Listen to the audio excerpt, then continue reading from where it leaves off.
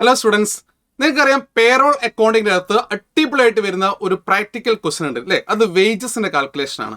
ആ വേജസിന്റെ കാൽക്കുലേഷൻ ഒരു ക്വസ്റ്റൻ നമ്മൾ പ്രാക്ടീസ് ചെയ്യാൻ പോവുകയാണ്. നല്ലോണം ശ്രദ്ധിക്കുക.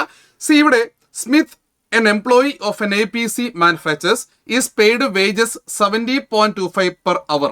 അതായത് അയാളുടെ വേജസ് 70.25 ആണ്. Then for work over 40 hours in a week, if for more than 8 hours a day, the company paid him 1.5 of the times the regular rate. അപ്പം ഓവർ ടൈമിന്റെ റേറ്റ് നമുക്ക് തന്നു ക്വസ്റ്റൻ അകത്ത്.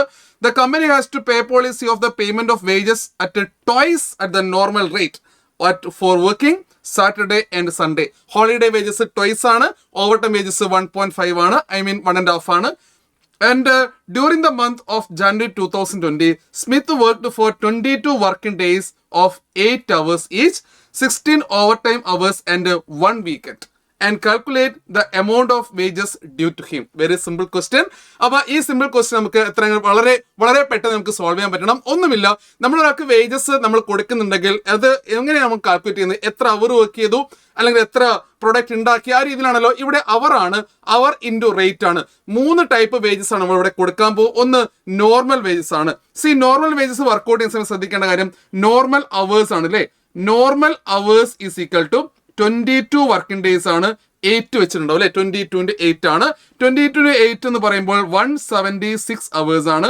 സോ ഹിയർ 176 ഇൻറ്റു 70.25 ആണ് first ഇയാൾ കൊടുക്കുന്ന normal wage അല്ലെ? ആ എമൗണ്ട് വരുന്നത് എത്രയാണ്? 12,364. ദെൻ ഓവർ ടൈം വേജസ് നമ്മൾ കൊടുക്കുന്നത് അല്ലേ? ഓവർ ടൈം വേജസ് നമ്മൾ കൊടുക്കുന്നത് എങ്ങനെയാണ്? ഓവർ ടൈം വേജസ് കൊടുക്കുന്നത് എത്രയാ? ഓവർ ടൈം വേജസ് 1.5 അല്ലേ? നമ്മൾ മൾട്ടിപ്ലൈ ചെയ്യണം.